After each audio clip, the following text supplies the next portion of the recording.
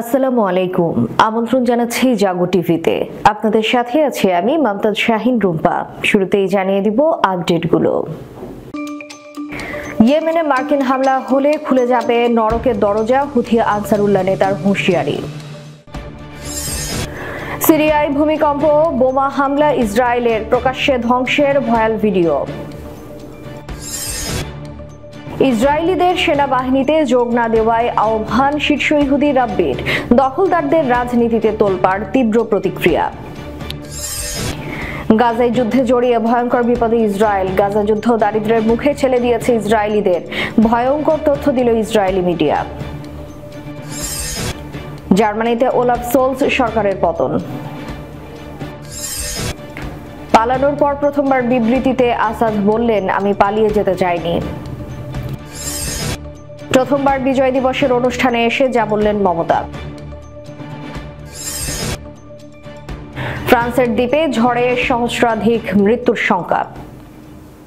শুনছিলেন শিরোনাম, এবারে বিস্তারিত। ইয়েমেনে উত্তেজনা বাড়লে খুলে যাবে নরকের দরজা, যুক্তরাষ্ট্রকে চরম মূল্য দিতে হবে বলে হুঁশিয়ারি উচ্চারণ করেছেন আরব দেশটির হুথি আনসারুল্লাহ প্রতিরোধ আন্দোলনের একজন উচ্চপদস্থ কর্মকর্তা। সোমবার আনসারুল্লাহ সদস্য এবং ইয়েমেনের general corporation for radio and টেলিভিশনের ভারপ্রাপ্ত পরিচালক আব্দুর রহমান আল আহনুমি তার এক্স অ্যাকাউন্টে একটি পোস্টে বলেন, অধিকৃত গাজা উপত্যকার ফিলিস্তিনিদের প্রতি ইয়েমেনি জনগণের সমর্থন বন্ধ করতে ইয়েমেনের মার্কিন দূতাবাস তাদের ভাড়াটে সেনাদের যুদ্ধের জন্য প্রস্তুত করছে। তবে দেশে উত্তেজনা বাড়লে তা মার্কিন সেনা তাদের নিয়ন্ত্রণাধীন তেল স্থাপনাগুলো এবং ওয়াশিংটন ও তাদের মিত্রদের জন্য নরকের দরজা খুলে দেবে। আহনুবি আরো বলেন, আমরা যেখানেই মার্কিন স্বার্থ বা ঘাঁটি খুঁজে পাবো, হোক সেটা আফ্রিকা বা পারস্য উপসাগর, আমরা হামলা চালানোর জন্য প্রস্তুত।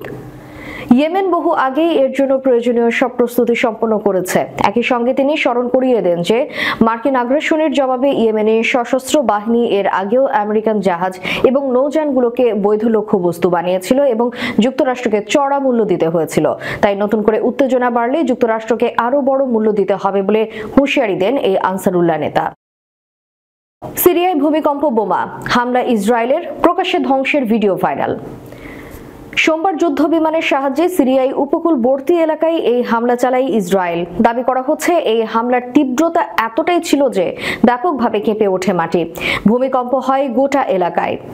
ডেইলি মেইলের রিপোর্ট অনুযায়ী সোমবার এই হামলা চালানো হয়েছে টার্টাস এলাকায়। 2012 সালের পর সিরিয়ায় এত বড় হামলা এই প্রথম। Syrian observatory for human rights এর তরফে জানানো হয়েছে, ইসরায়েলের যুদ্ধ বিমান সিরিয়ার বিমান প্রতিরক্ষা ইউনিট এবং surface two surface missile depot সহ একাধিক লক্ষ্য বস্তুতে হামলা চালায়, যার জেরে বিস্ফোরণের মাত্রা আরো ভয়াবহ আকার নেয়। ঘটনার এক ভিডিও সোশ্যাল মিডিয়ায় ভাইরাল হয়েছে, যেখানে দেখা যাচ্ছে বিরাট আগুনের গোলা মাটি থেকে আকাশ ছুঁয়ে ফেলেছে। প্রথম বিস্ফোরণের শেষে পরপর বিস্ফোরণ চলতে থাকে ওই অঞ্চলে। বিস্ফোরণের পর আকাশ ছেয়ে যায় ধোঁয়ার মেঘে। এই বিস্ফোরণের জেরে স্বাভাবিক ভূমিকম্পের চেয়ে দ্বিগুণ দ্রুত গতিতে কম্পন অনুভূত হয়। বাশার আল আসাদের পতনের পর থেকে সিরিয়ায় লাগাতার হামলা চালাচ্ছে ইসরায়েল। এবার যেখানে এই হামলা চালানো হয়েছে সেই টার্টাস এলাকায় রয়েছে রাশিয়ার সেনাবাহিনীর ঘাঁটি। নৌসেনা ঘাঁটির পাশাপাশি অঞ্চলে যুদ্ধ সামগ্রী জমায়েত করা হতো। 1971 সালে টার্টাসে নৌসেনা ঘাঁটি গড়েছিল রাশিয়া। ভূমধ্যসাগরে প্রবেশের জন্য রাশিয়ার কাছে এই অঞ্চল অত্যন্ত গুরুত্বপূর্ণ। 2015 সালে সিরিয়া যুদ্ধে রাশিয়ার প্রবেশের পর এই অঞ্চলের অস্ত্র সহ ডেলিভারির প্রধান পথ হয়ে ওঠে। সেখানে এবার ইসরায়েলে হামলায় স্বাভাবিকভাবেই শোরগোল শুরু হয়েছে। ইসরায়েলিদের সেনাবাহিনীতে যোগ না দেওয়ার আহ্বান শীর্ষ ইহুদি রাব্বির, দখলদারদের রাজনীতিতে তোলপাড়, তীব্র প্রতিক্রিয়া। ইসরায়েলের শীর্ষ রাব্বি ইৎজাক ইউসেফ ইসরায়েলিদের সেনাবাহিনীতে যোগ না দেওয়ার আহ্বান জানিয়েছেন। ইসরায়েলি চ্যানেল 13কে দেওয়া এক সাক্ষাৎকারে তিনি এই মন্তব্য করেন। সেনাবাহিনীতে আলট্রা অর্থোডক্স ইহুদিদের নিয়োগ নীতিকে কেন্দ্র করে চলমান বিতর্কের প্রেক্ষাপটে রাব্বি ইউসেফের এই বক্তব্য গুরুত্বপূর্ণ বলে বিবেচিত হচ্ছে। শাস পার্টির আধ্যাত্মিক নেতা এবং ইসরায়েলি সরকার সরকারের ঘনিষ্ঠ মিত্র ইউসুফ বলেছেন, বেকার অলস ব্যক্তিদের সেনাবাহিনীতে যোগ দেওয়া উচিত নয়। ধর্মীয় শিক্ষার্থীরা সেনাবাহিনীতে গেলে নষ্ট হয়ে যায় এবং ধর্মনিরপেক্ষ হয়ে পড়ে বলেও তিনি অভিযোগ করেন। রাব্বি ইউসুফের মন্তব্য ইসরায়েলের রাজনীতিতে তীব্র প্রতিক্রিয়ার সৃষ্টি করেছে। শাসক ও বিরোধী দল উভয় পক্ষ থেকেই তার বক্তব্যের সমালোচনা করা হয়েছে। শিক্ষামন্ত্রী ইয়োভ কিশ এই মন্তব্যকে অপ্রয়োজনীয় এবং কলঙ্কজনক বলে অভিহিত করেছেন। তিনি বলেন, একজন প্রধান রাব্বি যদি সেনা পরিষেবা এড়িয়ে যাওয়ার বিষয়টিকে বৈধতা দেন তাহলে তা সমগ্র ইসরায়েলি সমাজের জন্য ক্ষতিকর। বিরোধী দলনেতা ইয়ার লাপিড রাব্বি ইউসুফের মন্তব্যের নিন্দা জানিয়ে বলেন, যুদ্ধের সময়ে সেনাবাহিনীতে যোগদান এড়িয়ে যাওয়ার আহ্বান জানানো, বিশেষ করে একজন প্রাক্তন রাষ্ট্রীয় পদাধিকারীর পক্ষ থেকে একটি সীমা লঙ্ঘন। ন্যাশনাল ইউনিটি পার্টির নেতা বেনি গাতাঞ্জ এই আহ্বানকে বিপজ্জনক ও অবৈধ বলে মন্তব্য করেছেন, যে সকল নাগরিককেই রাষ্ট্রের প্রতি কর্তব্য পালন করা উচিত। ইসরায়েলের রাষ্ট্রপতি আইজাক হারজাগ এবং এই ব্যাপারে তার অসন্তোষ প্রকাশ করেছেন। ইসরায়েলি সংবাদ মাধ্যম স্বীকার করেছে যে গাজা যুদ্ধের কারণে দারিদ্র্যের কবলে পড়েছে ইহুদিবাদী ইসরায়েলের 1/4 জনগণ। সোমবার ইসরায়েল হায়ম পত্রিকার এক প্রতিবেদনে বলা হয়েছে, বার্ষিক দারিদ্র্য সীমা প্রতিবেদন অনুযায়ী ইসরায়েল রাষ্ট্রের 25% মানুষ বর্তমানে দারিদ্র্য সীমার নিচে বসবাস করছে। যুদ্ধের 14 মাস পর এই সংকটজনক অর্থনৈতিক পরিস্থিতি সৃষ্টি হয়েছে এবং দখলকৃত ভূখণ্ডের সামাজিক ভাঙনের আশঙ্কা তৈরি হয়েছে। এই অর্থনৈতিক পতনের জন্য গাজার উপর চলমান যুদ্ধকে দায়ী করেছে, যা ইসরায়েলের অর্থনীতিকে মারাত্মকভাবে ক্ষতিগ্রস্ত করছে। এদিকে সম্প্রতি এক জনমত জরিপে দেখা গেছে, ইসরায়েলের প্রায় 45% নাগরিক আশঙ্কা করছেন যুদ্ধের শেষ পর্যায়ে বা পরবর্তী সময়ে তাদের অর্থনৈতিক পরিস্থিতি আরো কঠিন হয়ে পড়বে। গাজার যুদ্ধের খরচ, সামরিক কার্যক্রম এবং দখলকৃত অঞ্চলে রাজনৈতিক ও অর্থনৈতিক অস্থিরতা একত্রিত হয়ে ইসরায়েলের অর্থনীতি ও সমাজে গভীর প্রভাব ফেলেছে। এছাড়া যুদ্ধের কারণে সৃষ্ট এই সংকট শুধু অর্থনীতিতেই সীমাবদ্ধ নয়, বরং দেশের সমাজে ব্যাপক সামাজিক ভাঙনের আশঙ্কা তৈরি হয়েছে। ইসরায়েলের নাগরিকদের মধ্যে অস্থিরতা এবং অর্থনৈতিক অনিশ্চয়তার কারণে তাদের ভবিষ্যৎ নিয়ে উদ্বেগের সৃষ্টি হয়েছে। জার্মানিতে চ্যান্সেলর ওলাফ সোলজের সরকারের পতন হয়েছে। এর মধ্য দিয়ে ইউরোপের বৃহত্তম অর্থনীতি এবং স্থিতিশীলতার স্তম্ভ হিসেবে পরিচিত দেশটির চলমান রাজনৈতিক সংকট আরো ঘনীভূত হলো বলে মনে করা হচ্ছে। সিএনএন এর প্রতিবেদন মতে, ওলাফ সোলজের ক্ষমতায় থাকা না থাকার প্রশ্নে সোমবার জার্মান পার্লামেন্টে আস্থা ভোট অনুষ্ঠিত হয়। ভোটাভুটিতে পরাজিত হয়েছেন চ্যান্সেলর ওলাফ। এর ফলে নতুন সরকার গঠন করতে এখন আগাম নির্বাচন আয়োজন করতে হবে, যা আগামী বছর 23 ফেব্রুয়ারি অনুষ্ঠিত হতে পারে বলে মনে করা হচ্ছে। মূলত অর্থনৈতিক সংস্কার নিয়ে জোট সরকারের অংশীদার 3 দলের মধ্যে মতনৈক্য দেখা দেয়। তার জেরে গত মাসেই জোট সরকার ভেঙে দেওয়ার ঘোষণা দেন চ্যান্সেলর ওলাফ সোলজ। সেই সঙ্গে 16 ডিসেম্বর আস্থা ভোটের ডাক দেন। পার্লামেন্ট অনুষ্ঠিত ভোটাভুটিতে অংশ নেন 717 জন আইন প্রণেতা। এর মধ্যে বিপক্ষে ভোট পড়ে 394টি, পক্ষে ভোট দেন 207 জন, ভোটদানে বিরত ছিলেন 116 জন। অবশ্য আইন প্রণেতারা সোলজের উপর আস্থা রাখবেন না, সেটা আগে থেকেই অনুমান করা হচ্ছিল। এমনিতেই আর মাত্র 9 মাস পর নিয়মিত নির্বাচন অনুষ্ঠিত হওয়ার কথা ছিল। তবে তার আগে সরকারের পতন জার্মানির জন্য একটি অস্বাভাবিক মুহূর্ত। এর মধ্য দিয়ে আধুনিক রাষ্ট্র প্রতিষ্ঠার পর জাগত 75 বছরের মধ্যে চতুর্থ আগাম নির্বাচন অনুষ্ঠিত হতে যাচ্ছে। বিদ্রোহীদের অভিযানের মুখে 8 দিন আগে রাশিয়াতে পালিয়ে যান সিরিয়ার প্রেসিডেন্ট বাশার আল আসাদ।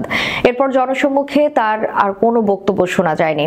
তবে পালিয়ে যাওয়ার পর প্রথমবার তার একটি কথিত বিবৃতি প্রকাশিত হয়েছে, যেখানে তিনি বলেছেন, রাশিয়াতে পালিয়ে যাওয়ার মন মানসিকতা কখনোই তার ছিল না। সোমবার সিরিয়ার এই সাবেক প্রেসিডেন্টের বিবৃতি একটি টেলিগ্রাম চ্যানেলে প্রকাশিত হয়। তবে চ্যানেলটি কে বা কারা পরিচালনা করছে তা স্পষ্ট নয়, অথবা বিবৃতিটি বাশার আল আসাদের কিনা তা নিয়ে সন্দেহ রয়েছে। ওই বিবৃতিতে তিনি বলেছেন, সিরিয়ার রাজধানী বিদ্রোহীরা দখল করার পর তিনি লাতাকিয়া প্রদেশের একটি রুশ সামরিক ঘাঁটিতে গিয়েছিলেন। সেখানে গিয়ে তিনি দেখলেন সিরিয়ার সামরিক বাহিনী যুদ্ধের ময়দান থেকে পালিয়ে গেছে। তিনি বলেন, হেইমিম বিমান ঘাঁটিতে যখন একের পর এক ড্রোন হামলা চালানো হয়, তখন রাশিয়া তাকে একটি বিমানে করে মস্কো পাঠানোর সিদ্ধান্ত নেয়। বিবৃতিতে বলা হয়, সামরিক ঘাঁটি থেকে বের হওয়ার কোনো সুযোগ ছিল না। শেষ পর্যন্ত মস্কো ওই ঘাঁটির কমান্ডারের সহযোগিতায় আসাদকে রাশিয়াতে নিয়ে যায় এবং রোববার সন্ধ্যায় তিনি সিরিয়া থেকে পালিয়ে যান। প্রতি বছর বিজয় দিবসের অনুষ্ঠানে পশ্চিমবঙ্গের মুখ্যমন্ত্রী মমতা বন্দ্যোপাধ্যায়কে আমন্ত্রণ জানানো হলেও কখনো তিনি এতে অংশগ্রহণ করেননি। তবে বাংলাদেশে অশান্তির আবহে এবার কলকাতার রেসকোর্সে ভারতীয় সেনাবাহিনীর বিজয় দিবসের অনুষ্ঠানে যোগ দিয়েছেন তিনি। বিজয় দিবসের দিন বিশেষ অতিথি হয়ে ফোর্ট উইলিয়ামে উপস্থিত ছিলেন বাংলাদেশ থেকে আগত মুক্তিযোদ্ধা এবং সশস্ত্র বাহিনীর সদস্য এবং তাদের পরিজন মিলিয়ে 17 জনের এক প্রতিনিধি দল। মুক্তিযুদ্ধের স্মৃতি চারণা করে মমতা বলেন, মুক্তিযুদ্ধে ভারত ও বাংলার ভূমিকা কখনোই ভুলতে পারি না। যারা বাংলাদেশের মুক্তিযুদ্ধে জীবন দিয়েছেন তাদের কখনোই ভুলতে পারবো না। যদিও বর্তমান পরিস্থিতি কি আমি জানি না, এই বিষয়ে কিছু বলাটা আমার পক্ষে ঠিক হবে না। বিষয়টা ভারত সরকার এবং ভারতীয় সেনার হাতে। বাংলাদেশি প্রতিবেশীদের সামনে রেখে মমতা বলেন, ভারতীয় সেনা নিয়ে আমরা সবসময় গর্ব অনুভব করি। তারা সবসময় সাহসিকতার সঙ্গে কাজ করে। আমার মনে আছে, দ্বিতীয় তৃতীয় শ্রেণীর ছাত্রী ছিলাম। আমার বাবা স্বাধীনতা সংগ্রামী ছিলেন, মাত্র 40 বছর বয়সে মারা গিয়েছিলেন। রোজই ভারত চীন যুদ্ধের গল্প শোনাতেন। 1965 সালে ভারত পাকিস্তান যুদ্ধে আমাদের সেনারা কিভাবে আত্মত্যাগ করেছিলেন, একইভাবে 1971 সালে বাংলাদেশকে স্বাধীন করতেও তারা আত্মত্যাগ করেন। মমতা বলেন, 1971 সালে বাংলাদেশের মুক্তিযোদ্ধাদের সঙ্গে কাঁধে কাঁধ মিলিয়ে মুক্তিযুদ্ধে সামিল হয়েছিল ভারতীয় সেনাবাহিনীও। দিনটি ছিল 16 ডিসেম্বর। ওই বছরের 16 ডিসেম্বর ভারতীয় সেনা ও বাংলাদেশের মুক্তিবাহিনীর কাছে আত্মসমর্পণ করেছিল পাকিস্তানের 93,000 সেনা। প্রতি বছরই এই দিনটিকে বিজয় দিবস হিসেবে পালন করা হয়। ফোর্ট উইলিয়ামে বিশেষ অনুষ্ঠান হয় ইটার্ন কমান্ডের। ব্যতিক্রম ঘটল না এবছরও। ফ্রান্সের দ্বীপ মায়োত্তে শক্তিশালী ঘূর্ণিঝড় চিদোর আঘাতে 1000 মানুষ নিহত হয়েছেন বলে আশঙ্কা করা হচ্ছে। দ্বীপটিতে গত শনিবার ঝড়টি আঘাত হানে। ক্ষয়ক্ষতির পরিমাণ এত বেশি যে সেখানকার এক বাসিন্দা ঝড়টিকে পারমাণবিক বোমার আঘাতের সঙ্গে তুলনা করেন। বাড়িঘর, গাছপালার নিচে যারা চাপা পড়েছেন তাদের উদ্ধারে কাজ করছে ফ্রান্সের সেনাবাহিনী এবং অন্যান্য সংস্থা। ঘূর্ণিঝড়টি ভারত মহাসাগরের মায়োত্ত দ্বীপে তাণ্ডব চালিয়ে আফ্রিকা মহাদেশের মোজাম্বিকে আঘাত হানে। মাদাগাস্কারের পশ্চিম দিকে অবস্থিত এই দ্বীপ দুই ভাগে বিভক্ত। 374 বর্গ মাইল আয়তনের দ্বীপটিতে 3,21,000 মানুষের বাস। মূল ভূখণ্ড থেকে অনেক দূরের দ্বীপটি 1904 সালে অধিগ্রহণ করে ফ্রান্স। সূত্র CNN। দর্শক, শেষ করার পূর্বে সংবাদ শিরোনামগুলো জানিয়ে দিব আরো একবার। ইয়েমেনে মার্কিন হামলা হলে খুলে যাবে নরকের দরজা, হুথি আনসারুল্লাহ নেতার হুঁশিয়ারি। সিরিয়ায় ভূমিকম্প, বোমা হামলা ইসরায়েলের, প্রকাশ্যে ধ্বংসের ভয়াল ভিডিও।